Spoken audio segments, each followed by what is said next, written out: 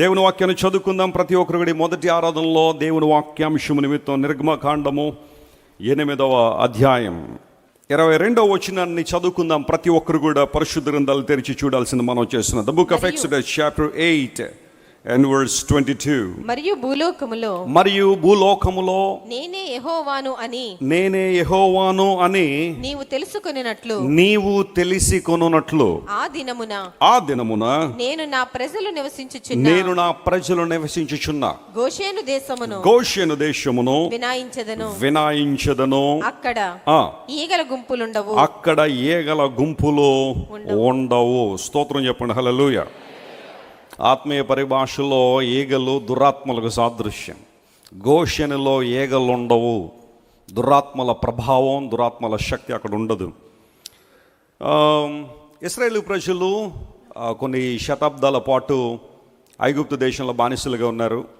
దేవుడు మోషేను ఏర్పాటు చేసుకుని వారికి నిర్గమాన్ని ప్రకటించాలని ప్రభువు ఆశించారు. ఆ సంఘటననే మనకు తెలుసు. అయితే మోషే ఐగుప్తుకు వచ్చిన తర్వాత ఫరోతో మాట్లాడుతూ, నేను నా ప్రజలను కలిసి మా దేవుణ్ణి ఆరాధించడానికి వెళ్ళాలి, నీవు దానికి అంగీకరించాలని ఒక మాటను తెలియజేశాడు. God says let my people go, నా ప్రజలను పోనిమ్మో అని దేవుడు చెబుతున్నాడనే వార్తను ఫరోకి ఎప్పుడైతే చెప్పాడో, ఫరో అహంభావంతో గర్వంతో మాట్లాడడం ప్రారంభించాడు. యెహోవా ఎవడో, నా చేతుల్లోంచి మిమ్మల్ని విడిపించేవాళ్ళు ఎవరు లేరు అని ఇశ్రాయేలు ప్రజలను అణగద్రొక్కాలనే, అణిచివేయాలనే ఆలోచనతో ఫరో ఉన్నాడు. అతని క్రింద మాత్రమే వారు ఉండాలని, దాస్య గృహము ఇనుప కొలిమి అని పిలువబడిన ఐగుప్తులోని ఇశ్రాయేలు ప్రజలు ఉండిపోవాలని ఫరో ఆశించాడు. అయితే యెహోవా ఎవరు? హూ ఈజ్ యెహోవా? నా చేతిలోంచి విడిపించడానికి ఆయనకి ఏం శక్తి ఉంది అని ప్రశ్నించాడు కదా. సరే, దేవుడు అనుకున్నాడు, నన్ను నేను ఒకసారి పరిచయం చేసుకుందాం, ఫరో నా గురించి తెలుసుకోవాలని ఆశపడుతున్నాడని 10 రకాల తీర్పులు ఐగుప్తు మీదకి దేవుడు పంపించాడు. ఈ 10 రకాల తీర్పులు ఎందుకు పంపించాడు అంటే, దేవుడు సమస్తమునకు అధికారి అని, సమస్తము ఆయన చేతిలో ఉన్నవని, సోవరెనిటీ అనే ప్రాథమిక లక్షణాన్ని దేవుడు కలిగి ఉంటాడని, సార్వభౌమాధికారం అనే ప్రాథమిక లక్షణం ఆయనకు ఉంటుందనే విషయాన్ని రుజువు చేయడానికి 10 రకాల తీర్పులు దేవుడు ఐగుప్తు మీద ప్రకటించాడు. మనందరికీ తెలుసు, మొట్టమొదటిగా నీళ్లు రక్తంగా మార్చబడ్డాయి. అందరూ కంగారు పడ్డారు. ఆ తర్వాత కప్పలు ఆ దేశం అంతా వచ్చేసాయి, ఫ్రాగ్స్. ఒక కప్పను చూస్తేనే గంతులు వేసేవాళ్ళు చాలామంది ఉంటారు. ఎటు చూసినా కప్పలు, తల మీద కప్పలు, మంచం మీద కప్పలు, మంచం కింద కప్పలు, కిచెన్లో కప్పలు. మీరు ఊహించండి, that was a horrible situation. ఆ తర్వాత పేలు ఆ దేశం మీదకి వచ్చినప్పుడు విపరీతంగా పేలు వారిని బాధించాయి. ఆ తర్వాత ఈగలు వచ్చేసాయి. కొన్నిసార్లు వేసవి కాలంలో మామిడి పళ్ళు మనం తెచ్చుకుని ఇంట్లో తిందాం అనుకునేటప్పుడు ఈగలు ముసురుతూ ఉంటే ఆ బాధ చాలా ఇబ్బందిగా ఉంటుంది. ఈగల శబ్దాలు కూడా చాలా ఇబ్బందిగా ఉంటాయి. ఈగలు వచ్చాయి. ఆ తర్వాత అక్కడున్న ఆ లైఫ్ స్టాక్ అంతా కూడా నాశనం అవ్వడం మనం చూసాం. ఆ తర్వాత బాయిల్స్ వచ్చాయి, గడ్డలు వచ్చేసాయి. ఆ తర్వాత హెయిల్స్ వచ్చాయి, వడగండ్లు పడ్డాయి. ఆ తర్వాత మిడతలు వచ్చాయి. ఆ తర్వాత 3 రోజులు ఆ దేశం అంతా చీకటి అయిపోయింది. ఫైనల్గా slaying of the first bond, జ్యేష్ఠ కుమారుడు వధ. ఈ 10 రకాల తీర్పులు దేవుడు ఎందుకు తీసుకొచ్చాడు? మీరు ఎవరైనా నేను రాసిన పుస్తకాలు చదివే అలవాటు మీకు ఉంటే, బైబిల్ ఉండే సెకండ్ పార్ట్లో ఇవి మాత్రమే దేవుడు ఎందుకు పంపించాడు వాటి మీదకి? ఏ పులులను పంపించవచ్చు కదా, సింహాలు పంపించవచ్చు కదా, ఈగలను ఎందుకు పంపించాలి, పేలు ఎందుకు పంపించాలి, మిడతలు ఎందుకు రావాలి అంటే, ఐగుప్తీయులు ఎగ్జాక్ట్గా వేటిని అయితే దేవుళ్ళుగా ఆరాధన చేస్తూ ఉంటారో వారికి కూడా కొన్ని పేర్లు ఉన్నాయి. పేలుకు కొన్ని పేర్లు ఉన్నాయి, ఈగలకు పేర్లు పెట్టుకున్నారు. ఆ పేర్లతో వారు ఆరాధన చేస్తుండేవారు. అంటే ఐగుప్తీయులు వేటినైతే దేవుళ్ళని భావించి ఆరాధన చేస్తున్నారో ఆ విధానంలోనే దేవుని తీర్పులు వారి మీద ప్రకటించబడ్డాయి. వారందరూ ఆశ్చర్యపడ్డారు. మనం వీటినే గొప్ప అనుకుంటున్నాము, పేలను, ఈగలను, మిడతలను, లేదా నీళ్లను, నైలు నదిని చాలా గొప్పగా భావించేవాళ్ళు. రక్తంగా మారిపోతే మళ్ళీ ఏ ఒక్కరు నీటిగా మార్చలేకపోయారు. ఇవే గొప్పవి లేదా ఇవే దేవతలు అనుకుంటున్న మనం వీటికన్నా గొప్ప దేవుడు ఉన్నాడు అనే విషయాన్ని తెలుసుకోవడానికి దేవుడు 10 రకాల తీర్పులు వారి మీద పంపించాడు. అయితే మనం చాప్టర్ 8 దగ్గరికి వస్తే ఇక్కడ ఈగల గురించి అక్కడ మాట్లాడుతూ, నేను గోషేను దేశమును మాత్రం వినాయిస్తున్నాను. వినాయించడం అంటే మినహాయించడం. ఆ ప్రాంతంలో అయితే ఈగలు ఉండవు, కానీ ఐగుప్తు దేశం అంతా మిగతా ప్రాంతంలో కూడా ఈగలు మిమ్మల్ని బాధిస్తాయి. ఎందుకు ప్రభువా ఈ తీర్పులు ప్రకటిస్తున్నామంటే, దేవుడు మాట్లాడుతున్నాడు, భూలోకములో నేనే యెహోవానని తెలుసుకొనున్నట్లుగా ఈ కార్యములు నేను చేస్తున్నాను. ప్రియులరా, మన దేవుడు కార్యాలు జరిగించే దేవుడు, క్రియలు జరిగించే దేవుడు. ఆయన ఏది చేసినా ఒక ఉద్దేశం ఉంటుంది, ఒక లక్ష్యం ఉంటుంది, ఒక ప్రణాళిక ఉంటుంది. భూలోకంలో యెహోవాను నేనే. యెహోవా అనే మాటకు అర్థం ఏంటో తెలుసా? ఉన్నవాడను, అనువాడను అని అర్థం. God disclose this name to Moses for the first time in the Bible. నిర్గమకాండం 3:14 మీలో చాలామంది తెలుసు. మోషే అడిగాడు, ప్రభువా నీ పేరేంటి నాయన? ఇశ్రాయేలు ప్రజల దగ్గర నన్ను పంపిస్తున్నావు కదా, వెళ్ళమంటున్నావు కదా, నేను వెళ్తాను, ఎవరు నిన్ను పంపించానని అడుగుతారు, అప్పుడు నేను ఏం చెప్పాలి? What should I tell them? Who sent you అని కనుక అడిగితే నీ పేరేమని చెప్పమంటావు అంటే ఏం చెప్తావు మోషే? ఉన్నవాడని చెప్పు, అనువాడని చెప్పు, ఆయన మాట్లాడే దేవుడని చెప్పు, ఆయన అన్నది నెరవేరుతుందని చెప్పు. ఆయన లేనివాడు కాదు, ఉన్నవాడనే మాట నా ప్రజలకు తెలియచేయి. భూత వర్తమాన భవిష్యత్ కాలముల్లో ఉన్నవాడు. మనం ఎవ్వరూ లేకపోయినా దేవుడు ఉండగలడు. Praise the Lord. God is self existent. ఏమున్నా లేకపోయినా తనకు తానుగా ఉండగలిగిన దేవుడు కాబట్టే ఆయన సార్వభౌమాధికారం కలిగిన వాడు. ఈ సృష్టికి ఒక ఆది మరియు అంతం ఉండొచ్చు, ఒక beginning point and ending point ఉండొచ్చు, కానీ దాని ముందు దాని తర్వాత ఉండగలిగిన వాడు దేవుడే. చాలామంది చిన్నపిల్లలు అడుగుతుంటారు కొన్ని రకాల ప్రశ్నలు. దేవుడు సమస్తాన్ని కలుగు చేస్తే దేవుణ్ణి కలుగు చేసిన వాళ్ళు ఎవరని. కలుగు చేయబడేవాడు ఎప్పుడు దేవుడు కానేరడు. ఈ విషయాన్ని గుర్తుపెట్టుకోవాలి. If God is creator, he is not God.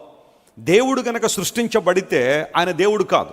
దేవుడు సృష్టించేవాడే కానీ సృష్టించబడేవాడు కాదు. తనకు తానుగా ఉండేవాడు, సెల్ఫ్ ఎగ్జిస్టెంట్. మరి యేసు ప్రభు కూడా పుట్టారు కదండి, ఆయనకు కూడా మరణం ఉంది కదా అంటే అది ఆయన జీవితంలో ఒక భాగం మాత్రమే. ఎర్త్లీ లైఫ్ మాత్రమే యేసు ప్రభు జీవితంలో జీవితం కాదు. ఆయన అంతకుముందు కూడా ఉన్న దేవుడు. Praise the lord. అంతకుముందు ఉన్న ప్రభువు శరీరాన్ని ధరించుకుని లోకానికి వచ్చారు. ఆయన మానవాకారంలో లోకానికి వచ్చారు. ఆ తర్వాత మరణించి మరణాన్ని జయించి తిరిగి లేచి మరలా పరలోక రాజ్యానికి వెళ్ళిపోయారు. అది ఆయన జీవితంలో ఒక భాగం మాత్రమే, కానీ అదే ఆయన జీవితం కాదు. యేసుక్రీస్తు ప్రభు నిత్యము ఉండేవాడు. ఆయన ఇటర్నల్ యాట్రిబ్యూట్స్ బైబిల్ గ్రంథంలో చాలా మనం చూస్తూనే ఉన్నాం.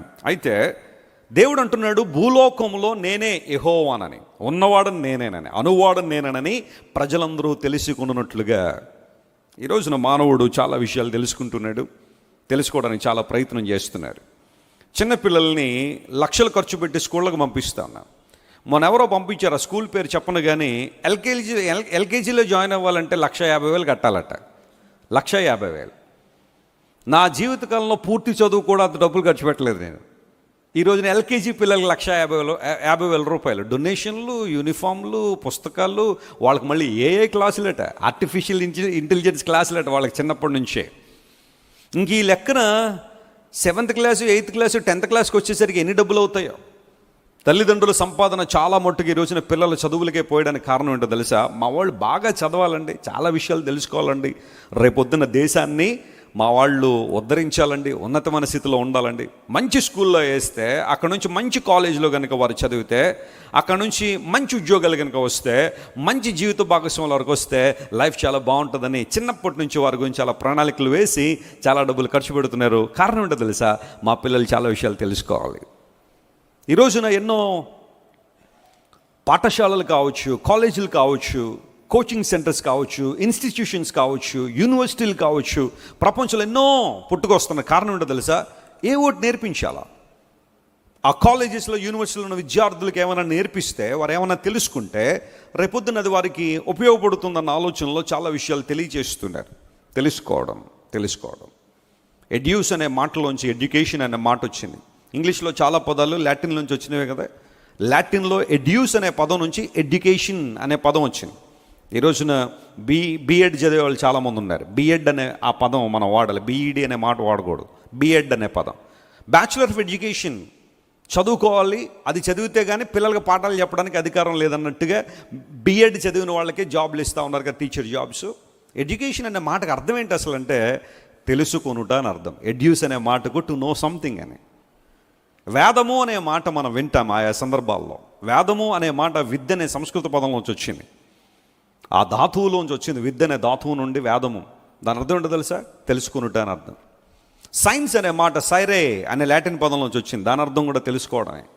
సైన్స్ అంటే తెలుసుకోవడం, వేదం అంటే తెలుసుకోవడం, ఎడ్యుకేషన్ అంటే తెలుసుకోవడం. ఏం తెలుసుకోవాలి? మానవుడు ఏం తెలుసుకుంటే ప్రయోజనం ఉంది?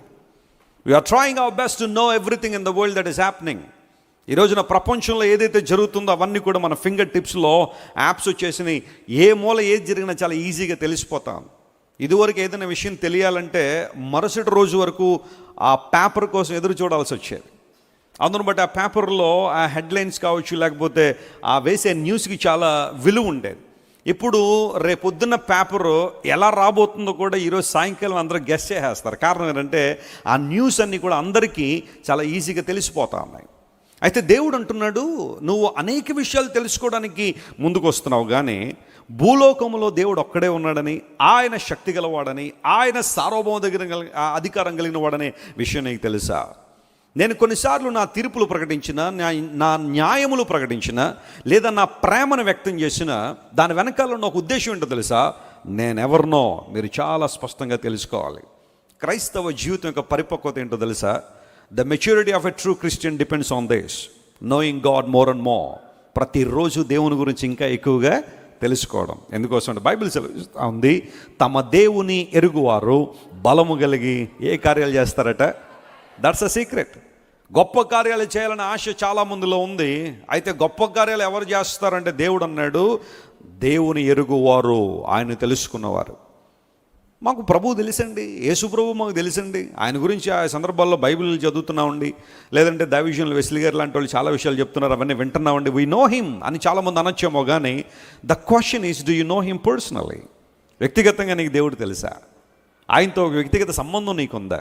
నీ దేవుణ్ణి తెలుసుకోవాలన్న ఉత్సుకత, ఆ దేవుణ్ణి తెలుసుకోవాలన్న ఆనందం నీకుందా? చూడండి, ఎవరైనా కొన్ని సందర్భాల్లో 2 రకాల పుస్తకాలు మార్కెట్లో దొరుకుతూ ఉంటాయి. నేను చాలా లైబ్రరీస్ విజిట్ చేస్తూ ఉంటాను, చాలా ఇష్టం నాకు. అంటే అన్ని పుస్తకాలు చదవలేకపోయినా కనీసం టైటిల్స్ అన్న చూస్తూ ఉంటాను.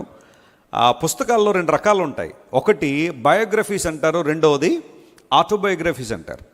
ఆటోబయోగ్రఫీ అంటే ఎవరి గురించి వాళ్ళు రాసుకునేది ఆటోబయోగ్రఫీ. బయోగ్రఫీ అంటే ఇతరుల గురించి మరొకరు రాసేదన్నమాట. కొంతమంది ఆ విధమైన ప్రాజెక్ట్స్లో ముందు ఉంటారు. ఒక వ్యక్తి గురించి డీప్గా స్టడీ చేసిన తర్వాత ఆ వ్యక్తి గురించిన వివరాలు పుస్తకంలో రాస్తారు, దాన్ని బయోగ్రఫీస్ అంటారు. ప్రపంచంలో చాలామంది బయోగ్రఫీలు ఉన్నాయి. మీరు ఆ రైటర్స్ దగ్గరికి వెళ్ళి ఇంత స్పష్టంగా మీరు ఎందుకు ఇతని గురించి రాయగలిగారు అంటే, వాళ్ళ గురించి ఎన్నో సంవత్సరాల పరిశోధన, వారికి సంబంధించిన వ్యక్తులందరినీ కలుసుకుంటారు, కుటుంబ సభ్యులను కలుసుకుంటారు, వాళ్ళు ఏ ఊరిలో పుట్టారో ఆ ఊరు వెళ్తారు, అక్కడున్న స్నేహితులను కలుసుకుంటారు. అలా వెళ్ళి కొంతమందిని కలుసుకొని ఒక అవగాహనకు వచ్చిన తర్వాత బయోగ్రఫీస్ అనేవి ప్రింట్ అవుతూ ఉంటాయి. ఒకవేళ నీ దేవుడి గురించి నీకేం తెలుసు అని నేను ఒక ఖాళీ పుస్తకాన్ని నీకు ఇచ్చి ఒక వారంలో నీ దేవుని గురించి నీకేం తెలుసు అని రాసుకురమ్మంటే నువ్వేం రాస్తావు? నీ దేవుని పట్ల నీకున్న అవగాహన ఏంటి? దేవుడు అంటున్నాడు, నన్ను తెలుసుకోండి, భూలోకంలో నేనే యెహోవానని ప్రజలందరూ తెలుసుకున్నట్లుగా నేను ఈ కార్యాలు చేస్తున్నాను. ప్రభునందు ప్రియ దేవుని బిడ్డలారా, ఈరోజు అంశం మీద నేను కొన్ని విషయాలు మీతో మాట్లాడడం కోరుతున్నాను. దేవుణ్ణి మనం ఆయన ఈ పని చేయడం ద్వారా నేను తెలియబడుతున్నాను, లేదా నన్ను మీరు తెలుసుకోండి అని చెప్పిన కొన్ని విషయాలు దేవుని తెలుసుకోవడం ద్వారా, లేదా ఆయన ఎలాంటి అద్భుతాలు సూచక్రియలు మన జీవితంలో చేయడం ద్వారా తన ఉనికిని మరింత స్పష్టంగా మన జీవితంలో బయలుపరుస్తున్నాడు. దాన్ని మీకు ఎలా ప్రజెంట్ చేస్తారంటే, దేవుని యొక్క ఉనికి మన జీవితాల్లో ఏ కార్యాల ద్వారా మరింత స్పష్టంగా బయలుపరచబడుతుంది అంటే, యాక్యురేట్గా, మోర్ క్లియర్గా దేవునికి ఎగ్జిస్టెన్స్ మన జీవితంలో ఎలా మనం ఫీల్ అవ్వగలమో ఈరోజు లేఖనాల నుంచి కొన్ని విషయాలు నేను మీతో మాట్లాడి నా సందేశాన్ని ముగింపులో తీసుకొస్తాను. జాగ్రత్త గమనించిన పిల్లలు, రాజుల మొదటి గ్రంథం 20వ అధ్యాయం 28వ వచనం దగ్గరికి వస్తే అక్కడ ఒక అద్భుతమైన విషయం రాయబడింది. ఆ మాటను గమనిద్దాం. 1 Kings chapter 20 and verse 28. రాజుల మొదటి గ్రంథం 20వ అధ్యాయం 28వ వచనం చదవండి.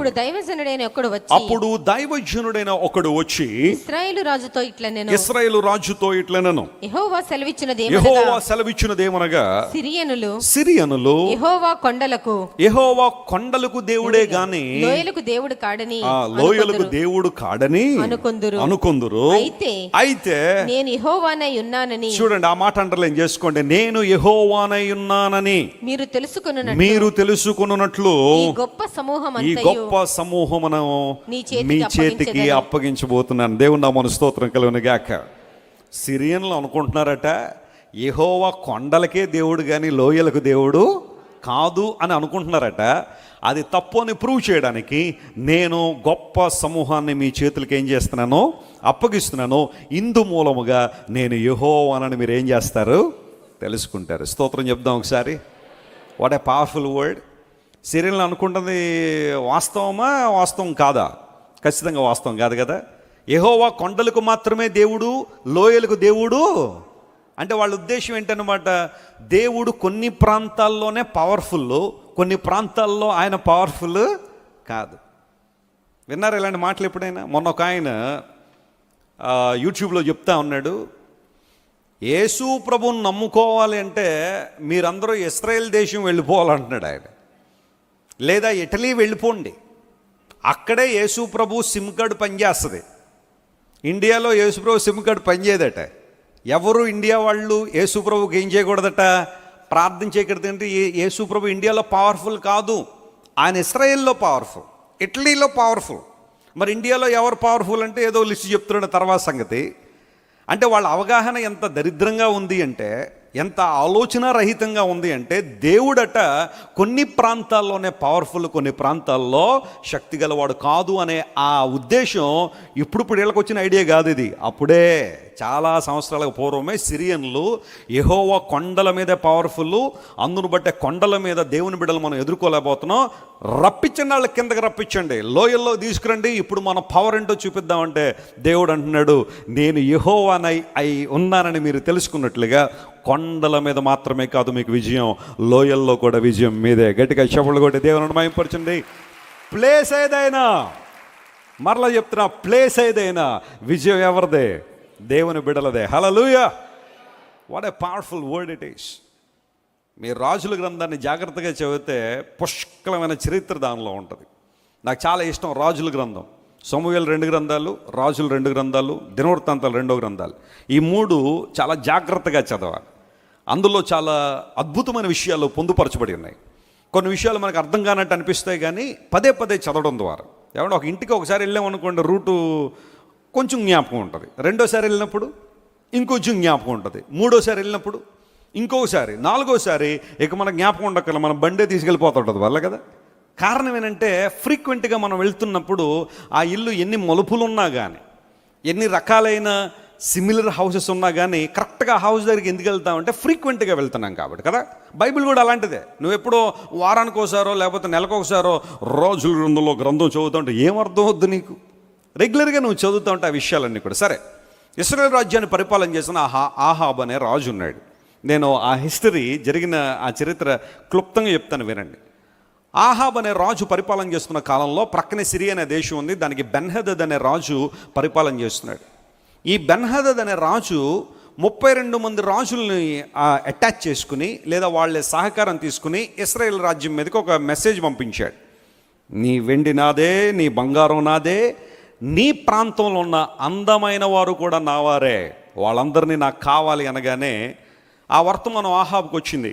రాగానే కొంచెం కలవరపడ్డారు, ఎందుకంటే సిరియా రాజు కొంచెం పవర్ఫుల్. కలవరపడిన తర్వాత ఫైనల్గా ఇక్కడ నుంచి ఒక నెగిటివ్ మెసేజ్ వెళ్ళింది, అలా కుదరదు, ఎంతవరకు నువ్వు చెప్పింది ఏదో చేశాం కానీ ఎక్కువైతే ఆ విషయాలు జరగవంటే బెన్హదద్కి చాలా కోపం వచ్చి ఇశ్రాయేలు రాజ్యం మీదకి యుద్ధాన్ని ప్రకటించాడు. తనతో ఉన్న 32 మంది సామంత రాజులందరినీ కలుపుకుని ఇశ్రాయేల్ దేశం మీద యుద్ధానికి వచ్చేసినప్పుడు ఒక ప్రవక్త ఆహాబుతో మాట్లాడుతున్నాడు. మీ ప్రాంతంలో యవనస్తుల ద్వారా నేను మీకు విజయాన్ని ఇవ్వబోతున్నాను. అవునా ప్రభువా? కొన్నిసార్లు యవనస్తుల్ని చాలా తక్కువగా అంచనా వేస్తున్నాం మేము. వాళ్ళకి ఇప్పుడిప్పుడే విషయాలు తెలుస్తున్నాయి అంటున్నాం, వాళ్ళని పెద్దగా పట్టించుకోవట్లేదు మేము. తలపండిన వారు చాలామంది ఉన్నారు, యుద్ధ నేర్పరితనం కలిగిన వారు చాలామంది ఉన్నారు. వీళ్ళందరూ పరిపక్వతలని యవనస్తుల ద్వారా విజయాన్ని ఇస్తావంటే ఎస్, దట్స్ మై ప్లాన్, అది నా ఉద్దేశం, అదే నా ఆలోచన, అదే యవనస్తులను ఉపయోగించుకుని మీకు విజయాన్ని ఇస్తానని చెప్పగానే దేవుడు చెప్పిన ఆ మాట ప్రకారం బెన్హదదు మరియు అతని రాజులందరూ కూడా ఒక చోట బాగా పార్టీ చేసుకుని తాగి ఉన్నప్పుడు ఈ యవనస్తులందరూ వెళ్ళి వాళ్ళ మీద విజయాన్ని సాధించారు. సాధించిన తర్వాత అప్పుడు ఆహాబు కూడా ఎంటర్ అయ్యి అతను కూడా యుద్ధం చేసి సిరియల్ని వెళ్ళగొట్టేశాడు. ఆ సిరియా రాజు బెన్హదదు తన ప్రాంతానికి పారిపోయాడు. అప్పుడు ఆ ప్రవక్త వచ్చి అన్నాడు, 1 సంవత్సరం వాళ్ళు రిటాలియేషన్ లేకుండా, ప్రతీకారం లేకుండా ఉంటారు, బట్ రిమెంబర్ నెక్స్ట్ ఇయర్ మళ్ళీ వస్తారు వాళ్ళు నీ మీదకి, జాగ్రత్తగా ఉండు అని ఆ ప్రవక్త చెప్పాడు.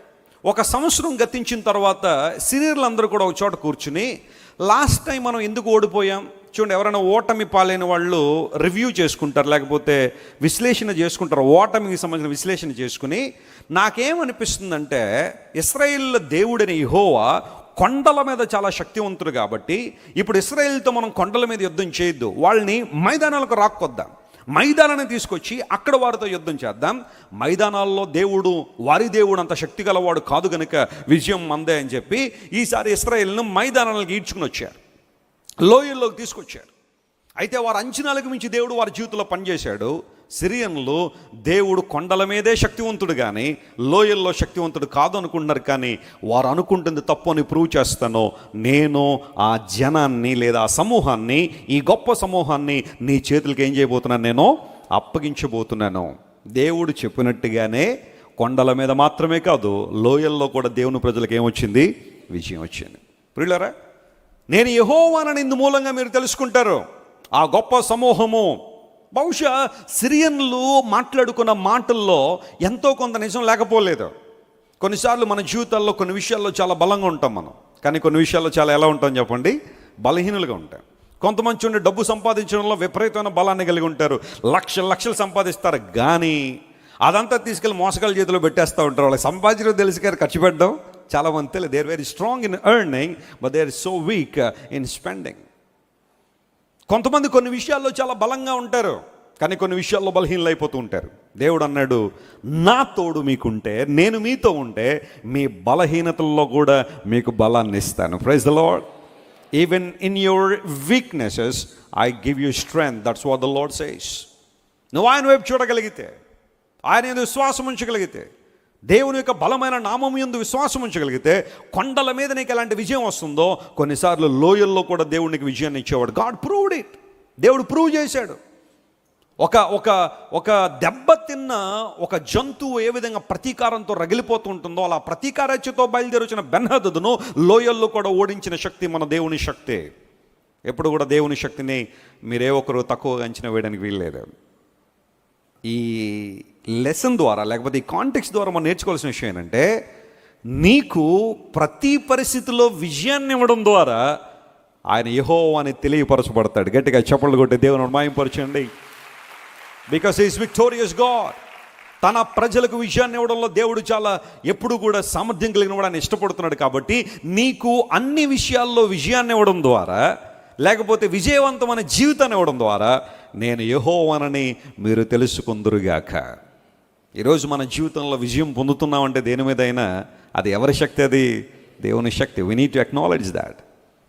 శోధనల మీద జయం, వ్యసనాల మీద జయం, లోక సంబంధన అనుభవాల మీద జయం, లోకములో ఉన్నదంతా శరీరాశ, నేత్రాశ, జీవపు డంబము, ఇవి తండ్రి వలన పుట్టినవి కావు అన్నాడు యోహాను భక్తుడు. 1 యోహాను పత్రిక 2:16. ఇవి తండ్రి వలన పుట్టినవి కాదు. చాలామంది పాపాన్ని దేవుడే పుట్టించాడేమో అనుకుంటారు. పాపాన్ని దేవుడు పుట్టించలేదు. పాపం మనిషికి అవిధేయత ద్వారా లోకంలోకి వచ్చిందని దైవజనుడైన పౌలు గారు రోమా సంఘానికి రాశాడు 5వ అధ్యాయంలో. ఒక మనుషునికి అవిధేయత ద్వారా పాపము. దేవుడు పాపానికి సృష్టికర్త కాదు. ఆయన నువ్వు చెడిపోవాలని దేవుడు ఆశించలేదు, నువ్వు పడిపోవాలని దేవుడు ఆశించలేదు. ఆయన ఉద్దేశం ఎప్పుడు కూడా నువ్వు నిలబడాలని, నువ్వు విజయవంతంగా ఉండాలని, విజయ వీరుడుగా ఉండాలని దేవుడు ఆశిస్తున్నాడు. ఎంత గొప్ప దేవుడు ఆయన. ఈరోజు విజయాన్ని సాధించే వ్యక్తిగా నీవు ఉన్నావా? లోక సంబంధ విజయం గురించి నేను మాట్లాడడంలా. ఈ రోజుల్లో చాలామంది విజయం సాధించడం ఎలా? మీరు విజయం సాధించాలంటే 5 మెట్లు ఎక్కాలి.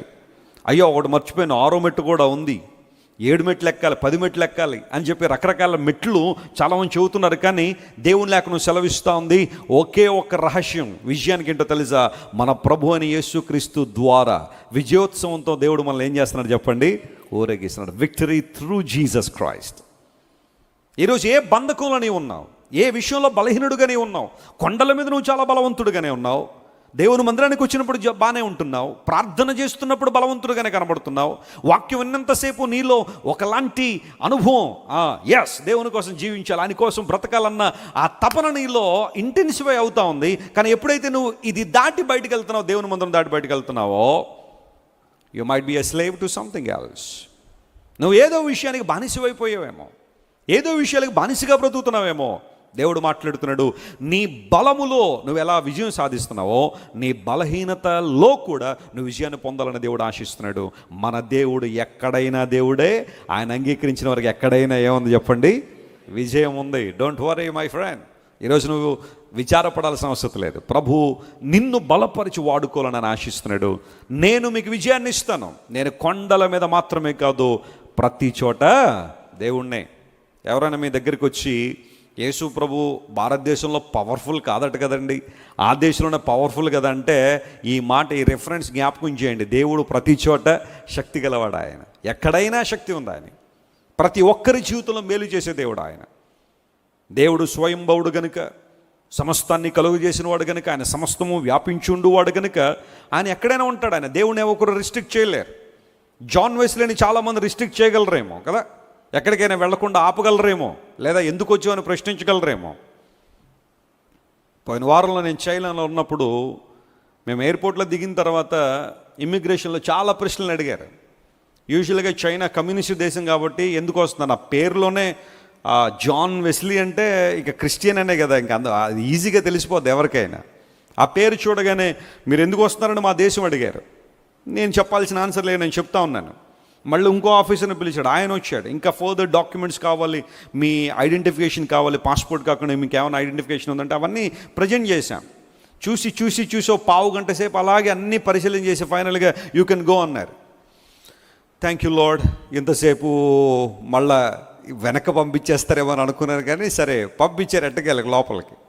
వెళ్ళాము, మా లగేజ్ తీసుకున్నాము, క్యాబ్ తీసుకుని మా హోటల్కి వచ్చాము.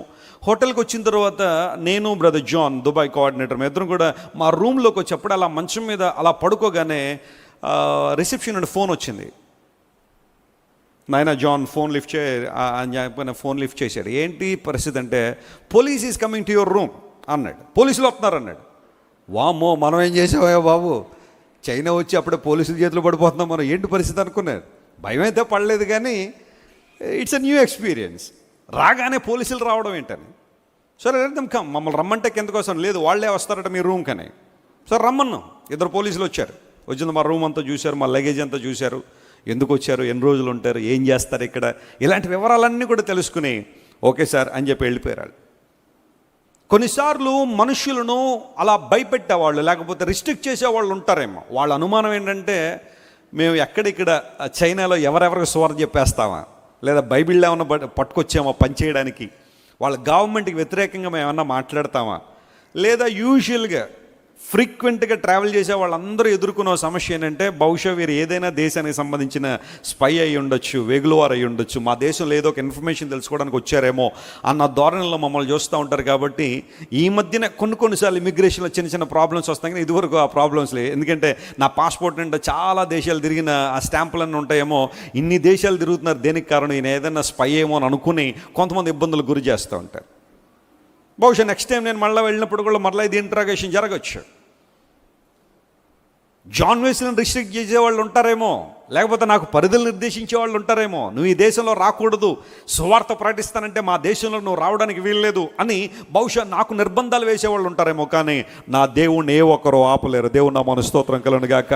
My God can move at any place. నా దేవుడు ప్రతి పరిస్థితిలో కూడా ఆయన ఏం చేయవాడు, ఆయన సంచరించేవాడు. నార్త్ కొరియా అనే దేశంలో సువార్తకు ఆహ్వానం లేదు. There is no proper welcome or invitation for the gospel of Jesus in North Korea. Kim గారు మీలో చాలామంది తెలుసు కదా, 2-3 రోజులు న్యూస్లోకి వస్తూ ఉంటాడు. ఆయన సువార్తను రానివాడు. ఆయన సువార్త నార్త్ కొరియాలో ప్రకటించడానికి వీల్లేదు. ఎందుకోసం అంటే, సువార్త వస్తే దేశం వెలిగించబడుతుందని తెలుసు. ఎప్పటికీ కూడా నార్త్ కొరియాలో చాలా ప్రాంతాల్లో డే టైం కరెంట్ ఉండదంట వాళ్ళకి. నైట్ టైం మాత్రమే ఫ్యాను లైట్ వెలగడానికి కొద్దిగా కరెంట్ ఇస్తాడేమో, కానీ మిగతా ప్రాంతాలన్నీ కరెంట్ లేకుండానే ఉన్నాయి. ఎవరైనా సెలాన్కి వెళ్తే ఎవరికి కావాల్సినట్టు వాళ్ళు హెయిర్ కటింగ్ చేయించుకోవడానికి ఉండదు. అక్కడికి వెళ్ళిన తర్వాత కిమ్ గారు నిర్ధారించిన 10 రకాల వెరైటీలు ఉంటాయి, అందులో ఏదో ఒకటి చూపించారు, నంబర్ చెప్పి అలా హెయిర్ కట్ చేయించుకోవాలి. స్త్రీలు ఎలా పడితే అలా బట్టలు వేసుకోవడానికి లేదు అక్కడ. వారు చెప్పినట్టుగానే వస్త్రాలు వేసుకోవాలి. మాకు స్వేచ్ఛ లేదో, మేము ఎలాగ ఉంటామంటే, నీకు జైల్లో బోళ్ళంత స్వేచ్ఛ ఉందంటారు, అక్కడ తీసుకెళ్ళి పడేస్తారు. ఏ ఒక్కరికి అక్కడ ఫ్రీడమ్ లేదు. ప్రపంచ దేశాలు చాలా ప్రయత్నం చేస్తున్నాయి అతను ఏ విధంగా క్రమపరచాలని, కానీ పిచ్చోడి చేతిలో రాయి ఉన్నట్టుగా అతని చేతిలో అణ్వస్త్రాలు ఉన్నాయి, అటామిక్ బాంబ్స్ అతని దగ్గర ఉన్నాయి.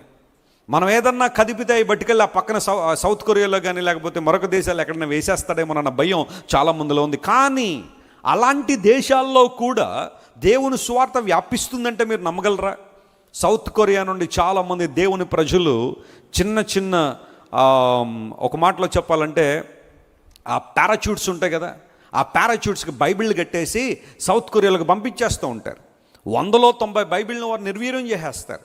190 బైబిళ్ళు ఎవరికి అందకుండానే వీరు ఆపి వాటిని కాల్ చేయడమో లేకపోతే ఏదో చేస్తుంటారు. కానీ ఆ 100లో 10 బైబిళ్ళు అయినా సరే ఎవరికొకరికి అందాలన్న ఆలోచనలో పారాచూట్లో బైబిల్ పంపిస్తూ ఉంటే ఆ బైబిల్ తీసుకుని కొన్ని గ్రామాలు ఒక్క బైబిల్ దొరికితే వాటిని చదువుకుని దేవుని ప్రేమను వారు తెలుసుకుంటూ ఉన్నారు.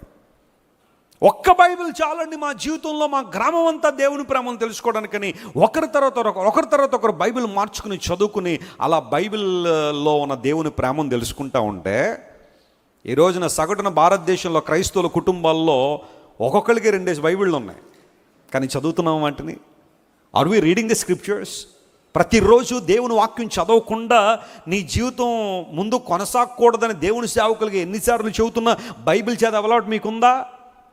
పోనీ చదువు రాదా మీకంటే? చదవచ్చు కదా, డిగ్రీ చదువుకున్నావు, పీజీ చేసావు, పోనీ కనీసం 10th క్లాస్ అయినా చదివో, పోనీ అది కూడా కాకపోతే 6వ తరగతి 6 సార్లు ఫెయిల్ అయినా కానీ తెలుగు చదవడం వచ్చు కదా నీకు. బైబిల్ చదవడానికి నీకు ఇష్టం లేకే కానీ అవకాశాలు లేకైతే కాదు కదా.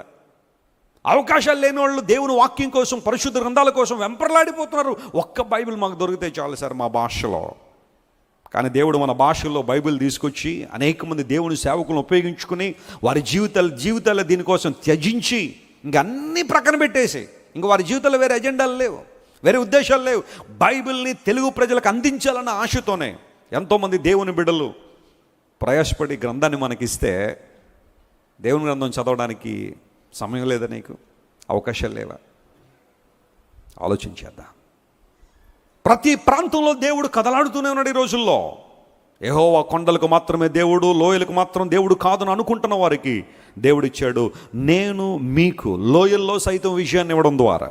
ఇది జరగదు, ఇది అవ్వదు, ఈ ప్రాంతంలో అయితే నాకు విజయం రాదు, I'm so weak in this area, ఈ విషయంలో నేను చాలా బలహీనురాల్ని, ఈ విషయంలో నాకు జయం రాదని నువ్వు ఏదైతే అనుకుంటున్నావో అక్కడ కూడా దేవుడు తన ఉనికి ద్వారా నీకు ఏమిస్తున్నాడు? ఆయన జయమిచ్చే దేవుడు. దేనికి నువ్వు అధైర్యపడాల్సిన అవసరం లేదు, చింతపడాల్సిన అవసరం లేదు. నేను యెహోవానని మీరు తెలుసుకున్నట్లుగా లోయల్లో సైతం మీకు ఏమిస్తున్నాను? విజయాన్ని ఇస్తున్నాను. Praise the lord. రెండో అంశం దగ్గరికి వద్దాం. చూడండి, ఈసారి డ్యూటెరానమీ చాప్టర్ 29 and verse 5, ద్వితీయోపదేశకాండం 29వ అధ్యాయం 5వ వచనం మనం చదివితే దానిలో ఈ మాట రాయబడింది. చదవండి. చూడండి, ఆ మాట అండర్లైన్ చేసుకోండి. నేను మీ దేవుడునైన యెహోవానని మీరు తెలుసుకొనున్నట్లు 40 సంవత్సరములు నేను మిమ్మల్ని ఎక్కడ నడిపించాను? అరణ్యములో నడిపించి తిని మీ బట్టలు మీ ఒంటి మీద పాతగిలిపోలేదు. మీ బట్టలు మీ ఒంటి మీద ఏమవ్వలేదు? పాతగిలలేదు. మీ చెప్పులు మీ కాళ్ళను పాతగిలిపోలేదు. మీ చెప్పులు మీ కాళ్ళను ఏమవ్వలేదట? పాతగిలిపోలేదు. అందరూ నా వైపు తిరగండి ఒకసారి. ఒక బట్టలు లేదా ఒక జత బట్టల్ని ఉతకకుండా మనం ఎంతకాలం వేసుకోగలం చెప్పండి? మా ప్రక్క వాళ్ళు ఇబ్బంది పడినంత వరకు వేసేసుకుంటాడు అంటారు కొంతమంది. మ్యాక్సిమం 2 days ఏమో కదా, 2 రోజులు వేసుకోగలమేమో. బ్రదర్స్ ఉంటారు కొంతమంది జీన్ ప్యాంట్లు దళసరగా ఉన్నాయని చెప్పి వారానికి వేసేస్తూ ఉంటారు. ఒకటి వారం తర్వాత ఉతికేతోటి పెద్ద ఎంత ఊరికి వస్తుంది దానిలోంచి. జీన్ ప్యాంట్లు కనిపెట్టడమే దాని గురించి కదా. ఇప్పుడు చాలామంది జీన్స్ ఫ్యాషన్గా వేసుకుంటున్నాం, కానీ అసలు జీన్ ప్యాంట్లు ఎందుకు కనిపెట్టరు తెలుసా? ఈ మైన్స్లో పనిచేసే వాళ్ళు ఉండేవారు. ఆ మైన్స్లో, గనుల్లో వాళ్ళు వేసుకుని వెళ్తున్న వస్త్రాలు అక్కడున్న హార్డ్ వర్క్కి చిరిగిపోతూ ఉంటే చాలా ఇబ్బంది పడుతుండేవారు. అందును బట్టి ఒక ఆయన బాగా ఆలోచన చేసి వీళ్ళకి కొంచెం దళసరగా ఉన్న ప్యాంట్లు కనుక మనం కుట్టించి ఇవ్వగలిగితే వీళ్ళు చాలా ఈజీగా పనిచేసుకుంటారన్న ఆలోచనలోంచి జీన్ ప్యాంట్ పుట్టిందని ఎక్కడో చదివాను నేను. మేబీ అది సగం నిజం కావచ్చు, కాకపోవచ్చు, కానీ అది దానిలో వాస్తవం కొంతైనా అనిపిస్తుంది. అప్పటి నుంచి వాళ్ళు ఆ గనుల్లో పనిచేసేవాళ్ళు ఆ దళసరి జీన్ ప్యాంట్లు వేసుకుని వెళ్ళి ఒక 3-4 రోజులు వాళ్ళు పనిచేసినా కానీ ఇబ్బంది లేకుండా ఆ ప్యాంట్లు వాడుతుండేవారు. ఆ తర్వాత ఇప్పుడు అవన్నీ కూడా ఏమైపోయినాయి చెప్పండి? ఫ్యాషన్ ప్రపంచంలోకి వచ్చేసి ఈరోజు రకరకాల జీన్స్, టాన్ జీన్స్, ఉన్న జీన్ ప్యాంట్లు ఏం చేస్తున్నారు చెప్పండి? చింపేస్తున్నారు. ఆ తర్వాత ఒక 32 ఎలకలు దాడి చేసి కన్నాలు పెట్టేస్తే ఎలా ఉంటాయి? ఆ ప్యాంట్ నిండా కన్నాలే, ఇక ఎందుకు వేసుకుంటాడో తెలియదు అన్నట్టుగా. కొంతమంది ప్యాంట్ వేసుకున్నారంటే మొత్తం వీధంతా ఊడ్చేయడం, ఇంకా ఆ వీధిలో మున్సిపాలిటీ వాళ్ళ అవసరం ఉండదు ఇంకా, ఎందుకంటే సగం ప్యాంట్ కిందే ఉంటుంది. ఇలాంటివన్నీ చాలా.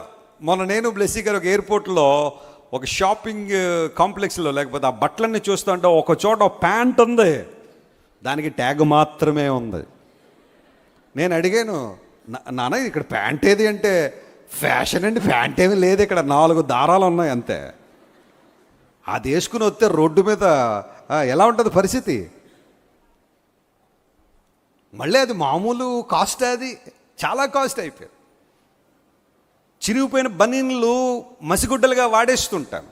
దయచేసి అలాంటి ఏమన్నా ఉంటే కొంచెం బాగా ఉతికేసి కొన్ని రకాల కంపెనీలకి పోస్ట్ చేసేయండి. వాళ్ళు 50,000కి అమ్మేస్తున్నారు వాటిని. చిరిగిపోయిన బనీన్లు అమ్మేస్తారు ఈ రోజుల్లో. ఫ్యాషన్ ప్రపంచం చాలా ఎక్కువ ఉంది. గమనించండి ప్రియులారా, ఇశ్రాయేలు ప్రజలు అరణ్యములో నడుస్తున్నప్పుడు 40 సంవత్సరాల్లో వారి వస్త్రములు ఏమవ్వలేదట, పాత గిల్లలేదు. What a power of God! దేవుని శక్తి ఎంత గొప్పది. అదే బట్టలు ఉతికే కార్యక్రమాలు పెట్టుకుని ఉంటే ఈ 40 సంవత్సరాలు కదా, ఎన్ని సంవత్సరాలు పెట్టేది?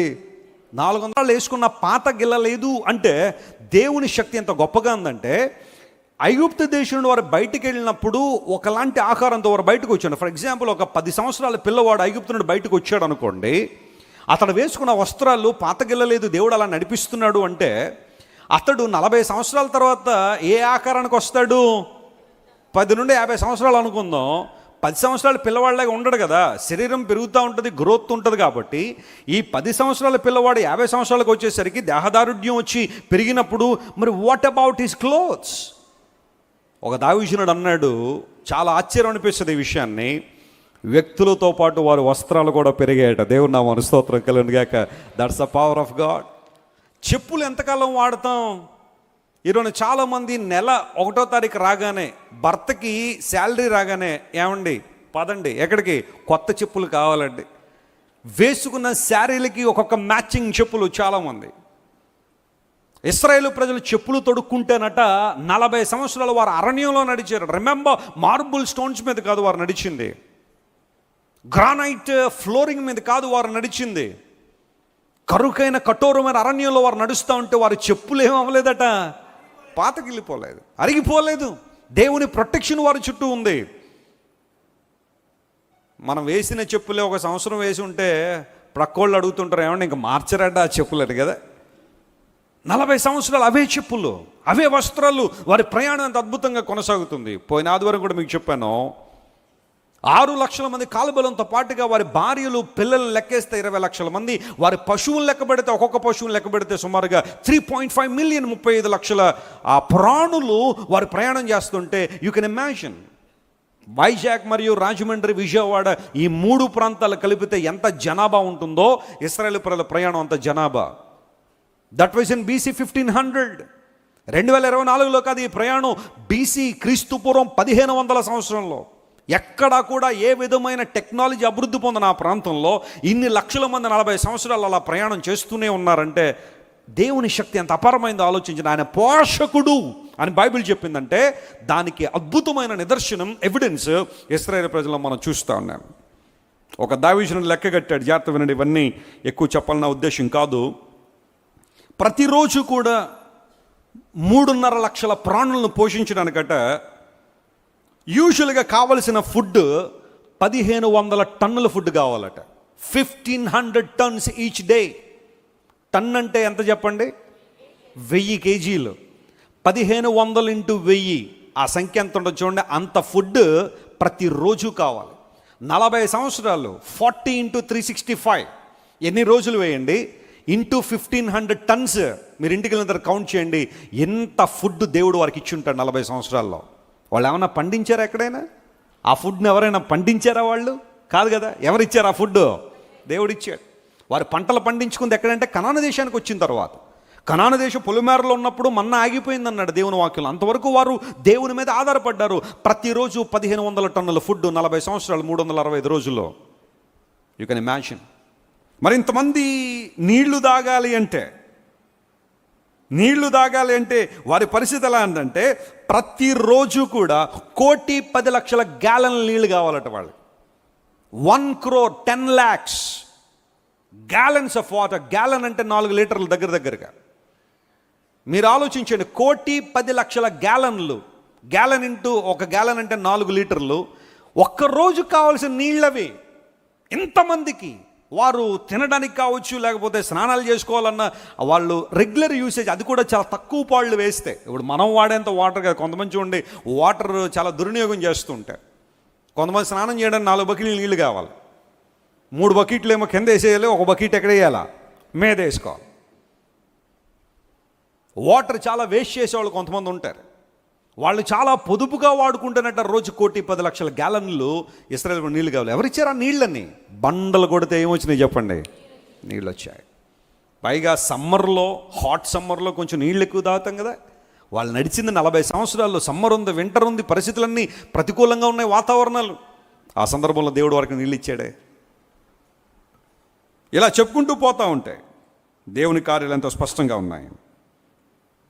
ఎర్ర సముద్రం దాటేటప్పుడు కూడా ఇద్దరిద్దరు కలిపి దాటాలంటే, అంటే పోనీ కనీసం ఒక 4 దాటాలన్నా కానీ ఒక బాట ఏర్పడినప్పుడు ఒక 2-3 ఒక లైన్లో నిలబడి దాటాలి అంటే,